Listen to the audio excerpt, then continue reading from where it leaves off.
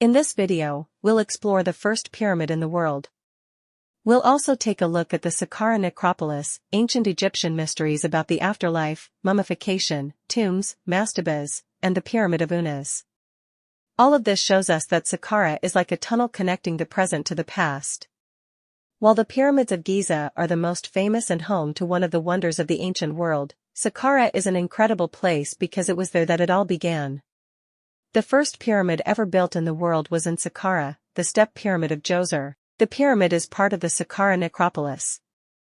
The Saqqara Necropolis is an archaeological site with ancient cemeteries of Egyptian royalty. A necropolis, in essence, is a city of the dead, a cemetery that contains various funerary monuments. It is located in the city of Badrashin. The Saqqara Necropolis is home to the Pyramid of Djoser, the Pyramid of Unas, and a number of other pyramids, mastabas, tombs, and funerary monuments.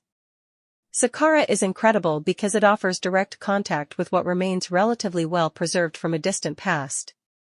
It's an amazing experience because it conveys the magic of a present connection that transports us to the past. Standing before the first pyramid ever built in the world is a unique experience. Saqqara is an incredible place not only for what you can see, but also for what you can imagine lies beneath its sands and has yet to be discovered. Discoveries are always emerging, and suddenly a treasure over 5,000 years old might appear. But how did it all begin? The starting point of all this began with the fascination of the ancient Egyptians. The belief held by the ancient Egyptians was that there was life after death. The ancient Egyptians believed that an individual was made up of three parts, the body, and the soul divided into two parts, the ba and the ka. Of these, the body and the ba were inseparable, even after death, while the ka would depart for a new life. It gets a bit confusing because they also believed that the ba, remaining with the body of the corpse, would allow the deceased person to continue in activity. This belief was intertwined with religion, which led the ancient Egyptians to spend a great deal of time and money on massive constructions for this purpose. As a result, they needed to create material conditions to enable life after death, in what would be the House of Eternity. The House of Eternity would be the place where the body was buried. With eternal purposes, the tombs had to be strong enough to last for eternity. Moreover, the tombs also had to be sturdy enough to protect the remains from scavenging animals, as well as to safeguard the deceased's belongings from tomb robbers.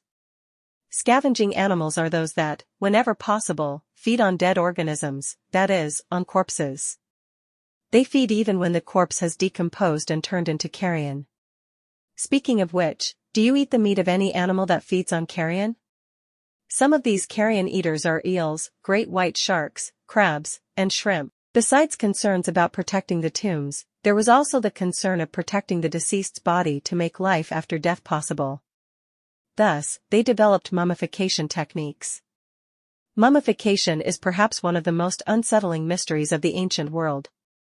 But what could have led the ancient Egyptians to the idea of mummifying the dead? The myth of Osiris might be the explanation for this mystery. Osiris, while reigning as ruler, was murdered by Set. After dismembering his brother, Set scattered his pieces across Egypt. Isis, like a sorceress, gathered and reassembled the pieces, then performed the mummification. As a result, Isis was able to bring Osiris back to life, and together they had a son named Horus. Horus avenged his father's murderer and ruled Egypt. Thus, Osiris was the first mummy.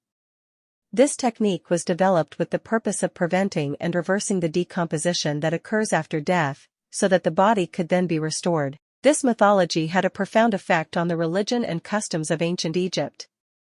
The ancient Egyptians believed that through mummification it would be possible to transcend death.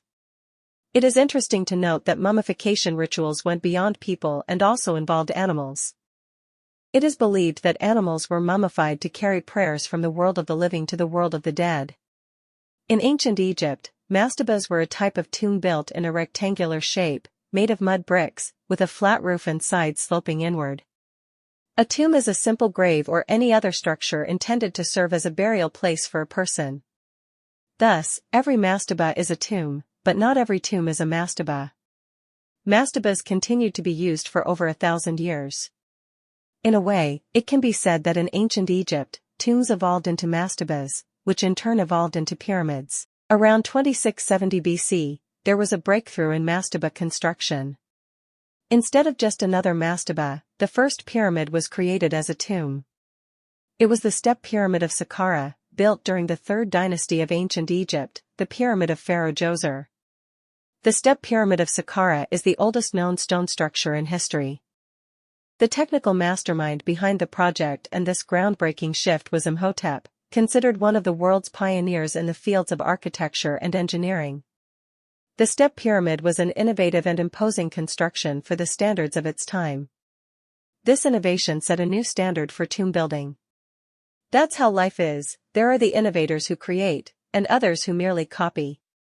The grandeur of Djoser's mortuary complex was much more than just the pyramid, it encompassed an entire area made up of various spaces, including those for prayers and festivals. Inside the pyramid were chambers intended to serve as the royal residence, a kind of funerary apartment designed to imitate the palace. The pyramid complex covered a large area where the festival celebrating the pharaoh's 30-year reign was held, functioning as a kind of renewal of his power. An interesting fact is that, at first, only pharaohs, their families, and high officials were allowed to use mastabas as tombs. Later, this restriction extended to pyramids. The Pyramid of Unas was the smallest pyramid of the Old Kingdom. It was the pyramid of Pharaoh Unas of the 5th dynasty. The Pyramid of Unas was not built with materials as durable as those used in the Pyramid of Djoser. This may have contributed to its looting and deterioration. The significance of this pyramid lies in the discovery of 283 spells for the afterlife, inscribed on the walls of its underground chambers. Until the 2nd dynasty, tombs were mastabas. In the 3rd and 4th dynasties, tombs evolved into stone pyramids, much larger and more imposing. In the 5th and 6th dynasties, tombs were no longer built entirely with stone blocks, but with cores made of rubble. In conclusion, the monuments of the Saqqara Necropolis, especially the Pyramid of Djoser, offer an exceptional experience for visitors. Given the wear and destruction these monuments have suffered over time, what is most regrettable is not being able to see them in their original form, as they were when first built in the distant past. For all that has been shown, and much more, it is truly worth visiting the Pyramid of Djoser and its entire surroundings. Make sure to also watch the video Pyramids of Giza. That's it for now. See you on our next journey.